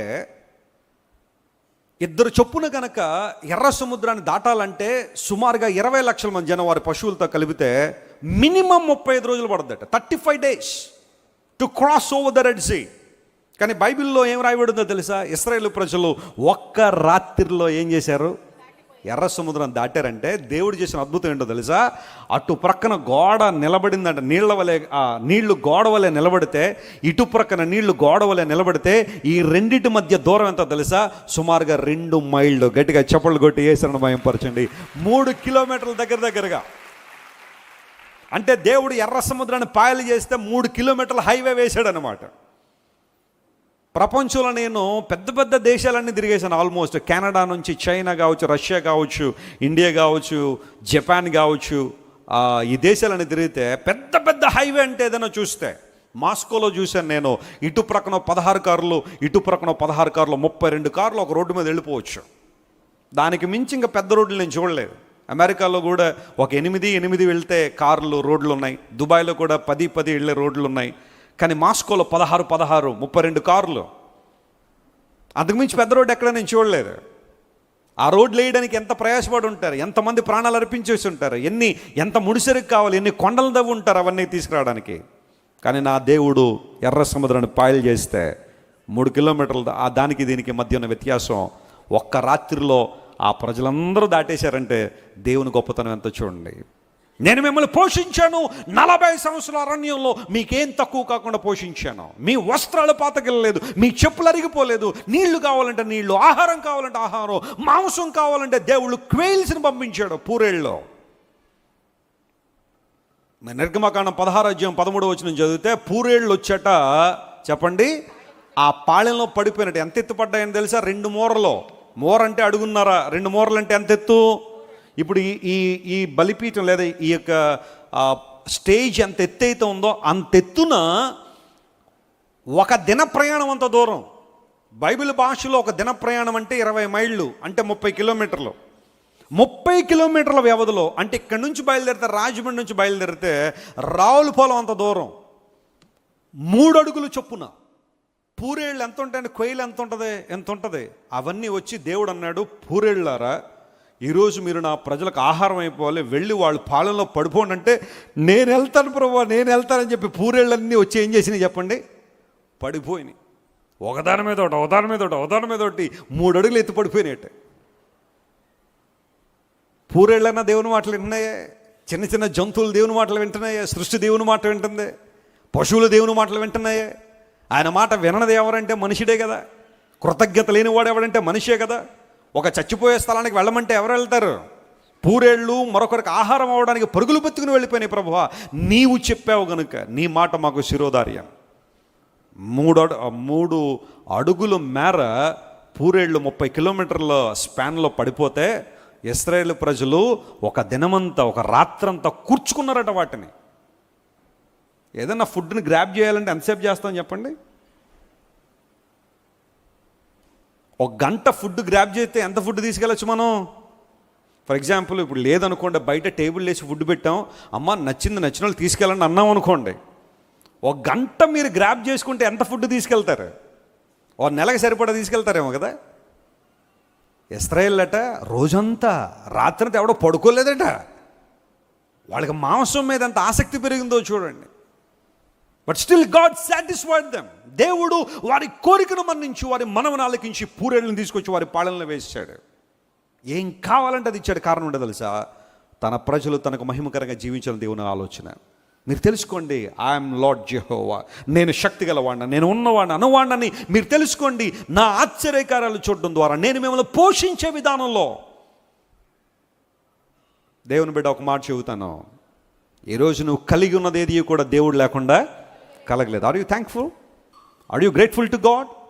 నీ ముందున్న భోజనము నువ్వు చూసినప్పుడు కనీసం ఒక్క నిమిషమైనా ఆ భోజనాన్ని బట్టి దేవునికి కృతజ్ఞత తెలియచేస్తున్నావా? కడుపు నుండి అన్నంలో నీళ్ళు చాలామంది భూమి మీద ఉండుండొచ్చు, కానీ దేవుడు నేను జ్ఞాపకం చేసుకున్నాడే, ఆయన నేను పోషిస్తున్నాడే. మన భారతీయ వ్యవస్థలో కుటుంబంలో ఒకళ్ళు కష్టపడితే ఆ తర్వాత ఎంతమంది తింటారు? వెనకాల ఒక 6 7. ఆ కష్టపడడానికి శక్తినిస్తుంది ఎవరు? దేవుడే కదా. బలం ఇచ్చింది ఎవరు? దేవుడే కదా. తన ప్రజల పక్షాన దేవుడుండి పోషించువాడని దేవుడు రుజువుపరుచుకున్నాడు. ఈరోజు నా పోషకుడు మన దేవుడనే యెహోవా. హల్లెలూయా. ఆయన నేను విడిచిపెట్టేవాడు కాదు. ఒకవేళ అవసరతలో ఉన్నావా, కరువులో ఉన్నావా, ఇబ్బందులో ఉన్నావా, ప్రతికూల వాతావరణంలో ఉన్నావా, ఏ రోజు తింటే రేపేంటన్న పరిస్థితి నీలో ఉందా? జాగ్రత్తమైన దేవుని బిడ్డ, అరచు పిల్ల కాకులను పోషించే దేవుడు నిన్ను నన్ను ఎప్పుడు మర్చిపోడు. ఆయన పోషించే దేవుడు. ఆయన నీ అవసరాలు తీరుస్తాడు ఆయన. ఇశ్రాయేలు ప్రజలారా, నేను యెహోవానని మీరు తెలుసుకోండి. ఎందుకోసం అంటే 40 సంవత్సరాల అరణ్య యాత్రలో నేను మీతో ఉన్నాను కాబట్టే మీరు సక్సెస్ఫుల్గా ఆ యాత్రను ఏం చేయగలిగారు? పూర్తి చేయగలిగారు. నేను ఆ సందర్భాల్లో కొంతమందిని ఇజ్రాయెల్ దేశం తీసుకెళ్తుంటాను. మీలో చాలామంది తెలుసు. ఒక 50 మంది ఉంటారు టీంలో. 10 రోజుల ట్రిప్పు వచ్చిన తర్వాత నా పరిస్థితి ఎలా ఉంటుందో తెలుసా? అతి తీవ్రమైన హెడ్ఏక్, ఆ తర్వాత గొంతుపోయి ఒక 3 రోజులు రెస్ట్ తీసుకుంటేనే కానీ లేవలేని పరిస్థితి. 50 మందికే. నాకు అర్థమవుతూ ఉంటుంది, 50 మందిని 10 రోజుల పాటు అలా ట్రిప్పి తీసుకురావడానికే, అది కూడా ఈ కాలంలో ఎక్కడ పడితే అక్కడ వాటర్, ఎక్కడ పడితే అక్కడ ఆహారం, ఎక్కడ పడితే అక్కడ సౌలభ్యం ఉన్న ఈ తరంలో 50 మందిని 10 రోజులు భరించాలంటే అంత కష్టం అవుతున్నప్పుడు మోషే గారు 40 సంవత్సరాలు అన్ని లక్షల మందిని అలా నడిపించగలిగాడని. నేను ఆ టూర్ తీసుకెళ్ళేటప్పుడే అందరికీ ఒక చక్కని నియమావళి ఇస్తా. ఇలా చెయ్యాలి, ఇలా చెయ్యాలి, ఇలా చెయ్యాలి, ఇది 1కి 10 సార్లు చదవండి, టూర్కి వచ్చేటప్పుడు చదవండి చదవండి చదవండి అని చెప్పిన తర్వాత మళ్ళీ ఎయిర్పోర్ట్లో అందరినీ దగ్గర కూర్చోబెట్టి, ఇదిగో ఇది పరిస్థితి, ఇలా ఉండాలి, ఇలా ఉండాలి, ఇలా ఉండాలని 1కి 2 సార్లు చెప్పిన తర్వాత కూడా కొంతమంది తప్పులు చేస్తే ఎలా ఉంటుంది చెప్పండి? నేను వారికి ఇచ్చే ఆ డూస్ అండ్ డోంట్స్లో ఫస్ట్ పాయింట్ ఏం రాస్తానో తెలుసా? మీ పాస్పోర్ట్ జాగ్రత్తగా పెట్టుకోండి. అది పోయిందంటే చాలా ఇబ్బందులు వస్తాయి. మళ్ళీ ఎంబసీకి వెళ్ళాలి, డాక్యుమెంట్స్ అనేవి సబ్మిట్ చేయాలి. మీకు పాస్పోర్ట్ వచ్చేంత వరకు టీం మీతో పాటు ఆగిపోవాలి. ఒకవేళ వాళ్ళందరూ ఆగకపోయినా నేనన్నా ఆగాలి మీతో. అందుబట్టి స్కెడ్యూల్ అంతా ఇబ్బంది అవుతుంది. పాస్పోర్ట్ జాగ్రత్త పెట్టుకోండి అని 1కి 10 సార్లు చెప్పి ఫ్లైట్ ఎక్కిన తర్వాత షార్జాలో ఫ్లైట్ దిగి అందరం వచ్చేసి అక్కడ కూర్చున్న తర్వాత ఒక ఆయన, వెస్లీ గారు అన్నాడు, బాబు ఏంటారు? పాస్పోర్ట్ మర్చిపోయానండి ఫ్లైట్లో అన్నాడు. నా స్థానంలో మీరుంటే ఏం చేస్తారు చెప్పండి? నువ్వు షార్జాలో ఎక్కడికి వెళ్ళిపో, నాకు అనవసరం. నీకు చెప్పలేదంటే నువ్వు తర్వాత సంగతి, చేయకపోతే చెప్పిన తర్వాత కూడా పాస్పోర్ట్ ఫ్లైట్లో మర్చిపోయాడు అన్నాడు. అంటే బహుశా ఆ ఫ్లైట్లో ఎయిర్ హోస్టెస్ ఉంటారు, వాళ్ళు చూసుకుంటూ వచ్చాడనమాట. పాస్పోర్ట్ ఉందో లేదో తెలియదు. ఇలా అన్నాను, ఏమనుకోకండి. బాబు నీ భార్య గారు సేఫ్గానే ఉన్నారని అడిగాను. ఆమెను మర్చిపోయాడేమోనని. లేదండి ఆమె బాగానే ఉందలేండి అన్నాడు. పాస్పోర్ట్ మర్చిపోయాడు ఫ్లైట్లో. మళ్ళీ వెళ్ళి ఆ ఫ్లైట్ అటెండెంట్స్తో మాట్లాడి, సార్ ఇది సీట్ నెంబర్ అండి, పేరు ఇదండి, పాస్పోర్ట్ ఉండిపోయిందండి అని చెప్తే అప్పుడు ½ అన్ అవర్కి వాళ్ళు తీసుకొచ్చి ఇచ్చారు పాస్పోర్ట్. ఇలాంటి 1 కాదు 2 కాదు. తీరా ఇజ్రాయెల్ దేశం వెళ్ళిన తర్వాత హోటల్ అన్నింటిలో వెళ్ళిపోయిన తర్వాత మార్నింగ్ బ్రేక్ఫాస్ట్ రాగానే నేను ఆల్రెడీ చెప్పాను, ఫ్రూట్లు వెజిటేబుల్స్ ఇవన్నీ తర్వాత ఒక ఆవిడ వచ్చి ఉంటుంది, పెసరట్టు ఉప్మా ఉండదండి వెజిలి గారు అంది. పెసరటొప్ప దొరకటి ఏమన్నా విజయవాడ అమ్మ ఇది, లేకపోతే రాజమండ్రి పోనీ ఏదైనా హోటల్ తీసుకెళ్ళి ఇక్కడ పెసరటొప్ప ఎవరైతారు ఇక్కడ? ఏది పెడితే తిను, మేము తినవండి. చాలా ఇబ్బంది పెట్టేసింది ఫుడ్ దగ్గర. ఆఖరికి ఎవరో ఆవకాయ పచ్చడి మాగాయ పచ్చడి ఉంటే అన్నీ కలిపేసేసి తినేసింది ఆమె. ఇలాంటి సమస్యలు చాలా ఉంటాయి. But still God was the provider for all Israelites. దేవుడు పోషకుడుగా ఉండి, ఒకవేళ నీ పోషణ ఏంటని బాధపడుతున్నావా? వెస్లీ గారు, నాకున్న శాలరీ చాలా తక్కువ అండి, నెలంతా కష్టపడుతున్నాను, కానీ వస్తున్న అరకొర శాలరీతో నేను నా కుటుంబం ఎలా ముందుకెళ్తున్నామో తెలీదు అన్న భావన నీలో ఉందా? దేవుని గట్టిగా పట్టుకో. నువ్వు సంపాదించేది 5,000 5 లక్షలు అనేది ప్రశ్న కాదు. నీ సంపాదన మీద దేవుని అనుగ్రహం ఉంటే నీకెంత వచ్చినది నీకు ఆశీర్వాదమే. దేవుని నామానికి స్తోత్రం కలుగును గాక. Hallelujah. It's all about the favour of God. ఇది దేవుని యొక్క కృప మరియు ఆయన అనుగ్రహం నీ మీద ఉండగలిగితే అంతకన్నా ఆశీర్వాదం మరొకటి లేదు. నేను దేవుడనై ఉన్నానని మీరు తెలుసుకున్నట్లుగా అరణ్యంలో కూడా మిమ్మల్ని ఏం చేశానో పోషించాను. 3వ మాట చెబుతాను చూడండి జాగ్రత్తగా. కొన్ని విషయాలు త్వరగా విని మనం ముందుకు సాగిపోదాం. యెహెజ్కేలు గ్రంథం దగ్గరికి రండి ఈసారి. The book of Ezekiel chapter 13 and verse 23. యెహెజ్కేలు గ్రంథం 13వ అధ్యాయం 23వ వచనం. మీరికను వ్యర్థమైన దర్శనములు కనకయుందురు. ఇక వ్యర్థమైన దర్శనములు కనకయుందురు, సోదె చెప్పకయుందురు, సోదె చెప్పకయుందురు. నేను యెహోవానని మీరు తెలుసుకొనున్నట్లు నా జనులను మీ వశము నుండి నేను ఏం చేస్తానో విడిపిస్తాను. అందరూ జాగ్రత్త వినాలి ఈ మాట. నా ప్రజలను మీ వశముల నుండి ఏం చేస్తాను? నేను విడిపిస్తాను. ఎందుకోసం తెలుసా? ప్రవక్తలు మాయా దర్శనములకు అంటున్నారట. సోది చెప్పేవాళ్ళు బయలుదేరిపోయారట దేవుని నామం పేరట. దేవుడు సర్వశక్తుడైన దేవుడు చెప్పాడు అని చెప్పి సోది చెప్పేవాళ్ళు బయలుదేరారట. వాళ్ళందరి గురించి దేవుడు మాట్లాడుతున్నాడు. ప్రజలారా, నేను మిమ్మల్ని ఆ మాయా దర్శనములు కనువారి చేతుల్లోంచి, ఆ తర్వాత సోది చెప్పేవారి చేతుల్లోంచి మిమ్మల్ని విడుదల చేయబోతున్నాను. నమ్మిన వారు దేవుని స్తోత్రం చెప్పండి. హల్లెలూయా. ఆ రోజు కాదు, ఈ రోజుకి కూడా ఈ సమస్య ప్రపంచంలో కొనసాగుతూనే ఉంది. చాలామంది దేవుని పేరట మోసాలు, దేవుని పేరట భయంకరమైన కార్యాలు జరిగించేవాళ్ళు. ఆ పైన మీరు ఇంటికి వెళ్ళిన తర్వాత యెహెజ్కేలు గ్రంథం 13వ అధ్యాయం చదివితే అక్కడ రాయబడిన విషయాలు చూడండి. 3వ వచనం చదువుతున్నాను. ప్రభువైన యెహోవా సెలవిచ్చినదేమనగా, దర్శనమేమియు కలగకున్నను స్వబుద్ధిని అనుసరించు అవివేక ప్రవక్తలకు శ్రమ. దర్శనం ఏం రాలేదట వాళ్ళకి, దేవుడు ఏం చూపించలేదట, కానీ స్వబుద్ధిని ఆధారం చేసుకుని చెప్పేసేవాళ్ళు కొంతమంది ఉంటారు. ఈ ఎలక్షన్లు వస్తున్నాయనేటప్పుడు కొంతమంది బయలుదేరుతారు. ఇప్పుడు వల్ల కళ్ళు మూసుకుని అదొస్తుంది ఇదొస్తుంది అని చెప్పడమే, మళ్ళీ ఆ తర్వాత రాకపోతే మళ్ళీ ఎక్స్ప్లెనేషన్ అనమాట. మేము అలా అనలేదు, ఎలా అనుకోలేదు, ఇప్పుడు కాదు, అది తర్వాత అన్నా జరగచ్చు, 40 సంవత్సరాల కన్నా జరగవచ్చు. ఇలాంటివన్నీ ఎక్స్ప్లెనేషన్లు ఇవ్వడం. వస్తే వచ్చిందని చెప్పు, లేకపోతే నాకు అనిపిస్తుందని చెప్పు. అంతేకాని దేవుడి పేరు పెట్టి దేవుడు నాకు చూపించాడు చెప్పాడని చెప్పి అబద్ధ ప్రవచనాలు చెప్పేవాళ్ళు ఈరోజు చాలామంది బయలుదేరు. జాగ్రత్త సుమా. సంగమా, ఈ రోజుల్లో సంఘం ఎదుర్కొంటున్న అతి తీవ్రమైన సమస్యల్లో ఒకటి, ఎవరు పడితే వాళ్ళు మాకు దర్శనాలు వచ్చేసాయి, సోది చెప్పేస్తున్నామని ప్రవచనాల పేరట సోదులు చెప్పేవాళ్ళు బయలుదేరారు. జాగ్రత్త సుమా. బయలుదేరుతున్నాం అలాంటి చోట్లకి, పరిగెడుతున్నాం అలాంటి చోట్లకి. వాక్యం ఎక్కట్లా నీకు? దేవుని వాక్యం అంటే నమ్మకం లేదు నీకు, వాక్యం అంటే విశ్వాసం లేదు. నిన్ను సరిచేసి నీ బతుకును బాగు చేసి దేవుని వైపు నిన్ను తీసుకొస్తున్న దేవుని మాటలంటే నీకు ఎక్కట్లేదు. పలానా సహోదరి కళ్ళు మూసుకోగానే ఆకాశం తెల్లగా కనబడిపోతుందటండి. ఆమె పరలోకం నుండి దిగి వచ్చిన దేవదూత అండి. అన్నీ చెప్పేస్తుందండి. రాజమండ్రిలో ఒక ఆమె అలాగే ఉండదు, అన్నీ చెప్పేస్తున్నాను. అందరూ పరిగెడతా. ఒక ఆయన, అమ్మా నీ ఇల్లు కాలిపోతుందంటే అందరూ ఇక్కడ కూర్చుని పరిగెత్తేసిన తీరా అక్కడ ఏమీ లేదు, అంతా బాగానే ఉంది. అప్పుడు ఆయన అన్నాడు, అందరికీ అన్నీ చెప్తున్నావు కదమ్మా, నీ ఇల్లు కాలిపోతుందని చెప్పినప్పుడు కాలిపోతుందో లేదో నీకు తెలియదా? నువ్వు ఎంతలా పరిగెత్తి టెన్షన్ పడిపోతున్నావు.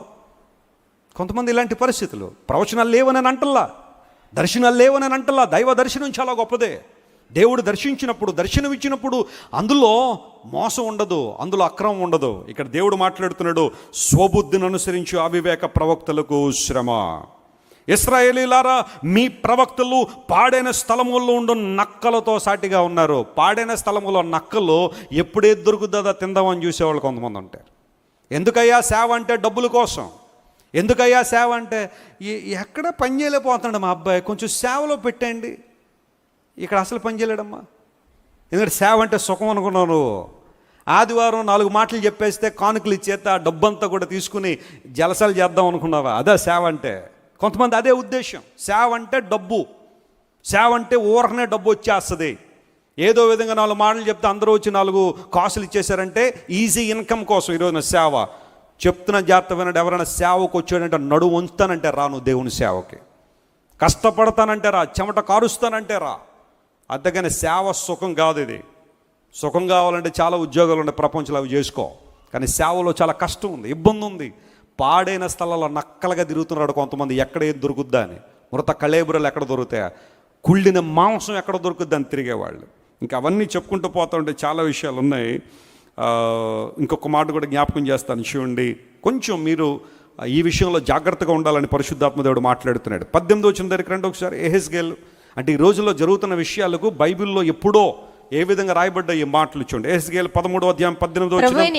ప్రభువైన యెహోవా సెలవిచ్చినదేమనగా, మనుషులను వేటాడవలనని చేతుల కేళ్లన్నిటికీ గుడ్డలు కుట్టి. ఏం కొడుతున్నారట? చేతుల కేళ్లకు గొడ్డలో. అమ్మా, నీకు ఈ రోగం తగ్గిపోవాలంటే ఈ గొడ్డ అమ్ముతున్నాం, తెల్ల గొడ్డ కట్టుకో. ఈ రోగం పోవాలంటే ఈ గొడ్డ మీ ఇంటికి కట్టు, కిటికీలకు కట్టు, ఈ వైట్ క్లాత్ పట్టుకెళ్ళి గొడ్డ కట్టు. మీ కార్ యాక్సిడెంట్ అవ్వకుండా ఉండాలంటే ఆ స్టీరింగ్కి గొడ్డ కట్టు.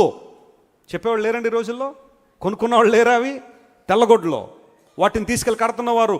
మిమ్మల్ని వేటాడవలనని కేళ్లకు గొడ్డలు కట్టి, ఆ తర్వాత ఎవరి ఎత్తు చొప్పున వారి తలలకు ఏం చేస్తారట? ఎవరి స్థాయిని బట్టి వారికి ముసుగులో. ఉద్యోగస్తులు అయితే వారికి వేయాల్సిన ముసుగులు కొన్ని, వ్యాపారస్తులు అయితే వారికి వేయాల్సిన ముసుగులు కొన్ని, విద్యార్థులు అయితే వారికి వేయాల్సిన ముసుగులు. ఎవరి ఎత్తును బట్టి వారికి ముసుగులు వేసేస్తున్నారట. అబద్ధ ప్రవక్తులు, మాయా ప్రవచనాలు చెప్పేవాళ్ళు, సోది చెప్పేవాళ్ళు. ఆ తర్వాత 19వ వచనం చూడండి. అబద్ధపు మాటలు అనుసరించు నా జనులతో. ప్రాబ్లం ఎక్కడొచ్చిందంటే ఇక్కడే. అబద్ధపు మాటలను ఏం చేస్తారట? అనుసరిస్తున్నారు. కొంచెం ఖండితంగా బోధ ఉంటే ఏం చేయట్లేదు కొంతమంది. మా తండ్రి గారు ఒకసారి చాలా కాలం క్రితం ఒక సంఘానికి వెళ్ళారు, నామకార్థ సంఘానికి. దేవుడు ఏం చెప్పమంటే అది చెప్పాలి కదా వాక్యం. పరిశుద్ధాత్మ దేవుడు ఏం బోధించమంటే అదే కదా. సో దైవజనులు నిలబడి దేవుని వాక్యం చెబితే ఆ సంఘ పెద్దలందరూ కూడా అయిపోయిన తర్వాత తండ్రి గారి దగ్గరికి వచ్చి, మా సంఘంలో ఇలా చెప్పకూడదండి అన్నారు. ఏమన్నా రూల్ ఏమన్నా ఉందట? రాజ్యాంగం ఏమైనా రాసేద్దా మీ సంఘంలో ఇలా చెప్పకూడదని? వాక్యమే కదా నేను బోధించాను, జీవితాలు సరిగా. మీరు అలా చెబితే మా సంఘానికి ఎవరు రారండి. అంటే ఎందుకు వస్తున్నారు సంఘానికి? సున్నితమైన బోధలు. మసాజ్లా ఉండాలి బోధ ఎప్పుడూ కూడా, కానీ మెసేజ్ అక్కర్లేదు చాలామందికి ఈ రోజుల్లో. సున్నితంగా ఉండాలి బోధలు. బోధ కొంచెం కఠినమైతే దేవుడు వెంబడించడానికి కూడా కొంతమంది వెనుక తీసి వెళ్ళిపోయేవాళ్ళు చాలామంది. యేసు ప్రభు జీవితంలో అదే జరిగింది కదా. యోహాను సువార్త 6వ అధ్యాయం మీరు చదివితే 6వ అధ్యాయం ప్రారంభంలో చాలామంది ఉన్నారట ఆయన దగ్గర. కానీ చివరికి వచ్చేసరికి ఎంతమంది మిగిలేరు? శిష్యులు మాత్రం మిగిలేరు. ప్రభు వారిని చూసినాడు, మీరు కూడా ఎందుకున్నారు, మీరు కూడా వెళ్ళిపోవాలనుకున్నారంటే అప్పుడు పేతురు వచ్చి అన్నాడు, ఎక్కడికి వెళ్ళమంటావు ప్రభు? ఎవరి దగ్గరికి వెళ్ళాలి? మేము నేను వెంబడిస్తుంది వ్యర్థమైన వాటి కోసం కాదు, నీ దగ్గర నిత్య జీవ మాటలు ఉన్నాయి. గట్టిగా చప్పట్లు కొట్టి దేవుని నామపరచండి. That word is a living bread to us. It's a food to our souls. మా ఆత్మలకు ఆహారం, జీవాహారం నీవై ఉన్నప్పుడు అది ప్రక్కన పెట్టి మేము ఎక్కడికి వెళ్ళమంటావు, ఎక్కడికి పరుగులెత్తమంటావు? నీలో ఆ స్థాయికి వచ్చావు నువ్వు. నిత్య జీవ మాటలు కలిగిన ప్రభువా, నీవే నా ఆదర్శం, నీ మాటలే నాకు ముఖ్యం. అంతేగాని వ్యర్థమైన ఆలోచనలు, అబద్ధములు అనుసరించి జనులట అబద్ధాలను ప్రేమించే వాళ్ళు ఉన్నారు. అందును బట్టి దేవుడు అన్నాడు చూడండి. ఇంకా ఒక్క మాట చదివి నేను ముందుకెళ్తాను. అబద్ధపు మాటలు అంగీకరించు నా జనులతో అబద్ధ మాటలు చెప్పుచు చేరెడు యువకులకు, చేరెడు యువకులకును, ఎవలకును. ఆ చేరెడు ఎవలు, ఆ తర్వాత రొట్టె ముక్కలకు ఆశపడి. చూసారా కొంతమంది దేనికోసం ఆశపడుతున్నారట? చేరెడు ఎవలో, రొట్టె ముక్కలు దొరికితే చాలు, ఆ రోజుకి ఆహారం దొరికితే చాలు. సేవ అంటే అదే చాలామందికి. మరణ పాత్రులైన వారిని బ్రతికించుచు నా జనుల్లో మీరు నన్ను ఏం చేస్తున్నారు? దూషిస్తూ ఉన్నారు. ఏమండి, దేవుని నామం దూషణ పాలవుతుందంటే చాలాసార్లు అన్యులు కాదు కదా. దేవుని నామం దూషణ ఎక్కడవుతుంది? ఇలాంటి వారి వల్లనే. వాక్యాన్ని ప్రక్కన పెట్టేసి చేసే కార్యక్రమాలు ఉంటాయి చూసారా, అలాంటి వారి వల్ల దేవుని నామం దూషణ పాలవుతుంది. పరిశుద్ధాత్మ దేవుని శక్తి చాలా గొప్పది ప్రియులరా. ఈరోజున కొంతమంది పరిశుద్ధాత్మని బ్రాండ్ అంబాసిడర్గా మార్చేశారు వారు పరిచర్లకి. ఇక మాట్లాడితే నాకు పరిశుద్ధాత్ముడు ఇది చూపించాడు అది చూపించాడని వ్యర్థమైనవన్నీ చెప్పి, నిజంగా చూపించుంటే బాగానే ఉండేది. నిజంగా చెప్పుంటే పరిశుద్ధాత్మదేవుడు ఎప్పుడు కూడా ఒక మనిషిని తప్పుదోవలో కానీ అబద్ధాల్లో కానీ మోసంలో కానీ నడిపించడు. ఆయన పరిశుద్ధాత్మదేవుడు ఒక వ్యక్తిని సర్వ సత్యంలో తీసుకొస్తాడు. దేవుని నామమున స్తోత్రం కలుగును గాక. క్రీస్తు ప్రభు వారు బోధించిన విషయాలనే ఆయన బోధిస్తూ అనేకమైన విషయాలను మనకు బయలుపరుస్తున్నప్పుడు వాక్యానుసరమైన విషయాల ద్వారా మన జీవితాలు కట్టుకోవాలి. కానీ వ్యర్థమైన స్థలాలకు పరుగు పెడుతున్నావా? దేవుని కార్యాలు జరగాల. అలాంటి వారు మరణకు పాత్రులైన వారికి వర్తమానం చెప్పకుండా వారిని బ్రతికించాలని, బ్రతుకుతున్న వారిని తమ మాటల ద్వారా భయపెట్టాలని చాలామంది ప్రయాస పడుతున్న ఆ తరుణంలో దేవుడు మాట్లాడుతున్నాడు, ఇకపై అలాంటి వారి చేతుల్లోంచి మిమ్మల్ని విడిపించబోతున్నా. దేవుడు నా మన స్తోత్రం కలుగును గాక. నా పరిచర్యలు నేను చెప్పగలను ప్రియులారా, దేవుని వాక్యం ఉన్నదన్నట్టుగా అందించబడడం ద్వారా అనేక మంది అలాంటి మాయా ముసుగుల్లోంచి విడుదల పొందారు. నమ్మిన వారు గట్టిగా చప్పట్లు కొట్టి దేవుని మహిమపరచండి. బైబిల్ అంటే చదవని వాళ్ళు, దేవుని వాక్యం అంటే ఇష్టం లేని వాళ్ళు దేవుని వాక్యాన్ని ఈ రోజున క్షుణ్ణంగా చదువుతున్నారు, వాక్య సత్యాలు అర్థం చేసుకున్నారు. ఒక వ్యక్తి మారు మనసు, రక్షణ, దేవుని ఆత్మ నింపుదలలో కొనసాగుతూ విశ్వాసంలో బలపడుతూ యేసు ప్రభు రెండో రాకడ కొరకు ఏం చేయాలి? మనం ఎదురు చూడాలి. మన జీవితంలో ఏది జరిగినా అది క్రీస్తు ప్రభువారు మన పక్షాన ఉన్నారని, మన పక్షాన వ్యాజ్యమాడుతున్నాడని, ఆయన మన పక్షాన్ని నిలబడుతున్నాడని విశ్వాసంతో ముందుకు సాగిపోవడం క్రైస్తవ జీవితం. అలాంటి జీవితం కోసమే దేవుడు ఆశిస్తున్నాడు. నేను ఇకపై ఆ మాయా దర్శనములు కను వారిని, సోది చెప్పు వారిని మీ నుండి విడిపిస్తాను. వారి వశంలోంచి మీరు విడిపించడం ద్వారా నేను యెహోవానై ఉన్నానని మీరు ఏం చేస్తారు? తెలుసుకుంటారు. పిల్లలు ఒక మాట గమనించండి. వెస్లీ గారు, మరి అలాంటివన్నీ జరుగుతున్నప్పుడు దేవుడు చూసి చూడనట్టుగా ఎందుకుంటున్నాడండి అన్న అనుమానం మీకు వచ్చి ఉండదు చాలామందికి. నేను అంటాను, జాగ్రత్త వినండి, గోధుమలతో పాటు గురుగులు కూడా దేవుడు ఉండనిమ్మన్నాడు. ఎందుకంటే రెండు విషయాలు ఇక్కడ గమనించాలి. ఆ గురుగులు పెళ్ళగించే సమయంలో బహుశా గోధుమలు పెళ్ళగించబడతాయేమో. రెండవది ఏంటి అంటే, గురుగులు ఉన్నాయి కాబట్టి గోధుమల విలువ కూడా తెలుస్తుంది. దేవుని నామమున స్తోత్రం కలుగును గాక. అలాంటి అబద్ధ బోధలు, భయంకర బోధలు ఉన్నప్పుడే అసలైన సేవకులు ఎవరో, వాక్యాన్ని బోధిస్తున్న వాళ్ళు ఎవరో, వాక్య సత్యాలు ఒక మనిషి హృదయంలో నాటుతున్న దేవుని సేవకులు ఎవరో వాళ్ళు తెలియపరచబడతారు. అలాంటి వారి కోసం ప్రార్థన చేయడం, అలాంటి వారిని సహకరించడం మనందరి యొక్క బాధ్యత అయి ఉండాలా. వాక్యాధారితమైన సంఘాల్లో నాటబడండి. ఈరోజు మీరు ఇక్కడ ఉన్నారు, రేపొద్దున వేరే ప్రాంతానికి వెళ్తారు, ట్రాన్స్ఫర్లు వచ్చో, ఉద్యోగాలు వచ్చో, మా ఇంటి పక్కనే ఉందండి లేదా మా ఎదురుగానే ఉందండి, కొంచెం ఆకర్షణీయంగా ఉందండి, అలా కాదు. నువ్వు సంఘాన్ని ఎంపిక చేసుకునేది వాక్యాహారం నీకు అందుతుందా లేదా? సమృద్ధిగా దేవుని వాక్యం నీ ఆత్మకు అందుతుందా లేదా? శరీరాలు ఉప్పొంగడం వేరు, శరీరాలు ఉజ్జీవపడడం వేరు, కానీ లోపల ఉన్న ఆత్మకు దివ్యాహారం, జీవాహారం దేవుని వాక్యం, సమృద్ధిగా దేవుని వాక్యం నీకు అందించే సంఘాలను వెంబడించండి. మీరు దీవెన పొందుతారు. మీరు వెళ్ళడం ద్వారా సంఘాలు కూడా దీవెన పొందుతాయి. హల్లెలూయా. నామకార్థ సంఘాలను పురాతన కాలంలో ఉన్నాయండి ఈ సంఘాలు. అక్కడ ఏం చెప్తారో మాకు అనవసరం అండి, మేము కాసేపు బెంచ్ మీద కూర్చొని వచ్చేస్తామండి, అక్కడ ఏం జరుగుతుందో మాకు అనవసరం అండి, వాక్యం చెప్పినా చెప్పకపోయినా పర్లేదండి, మందిరంలో ఉండడం మేలండి, అలాంటి మాటలని చెప్పకండి. దేవుని వాక్యాన్ని వెంబడించాలని ఆశ నీలో ఉంటే సంఘం నీకు దూరమైనా కానీ, 20 కిలోమీటర్లైనా, 30 కిలోమీటర్లైనా, 10 కిలోమీటర్ల దూరంలో ఉన్న ఆశతో పరిగెడతావు.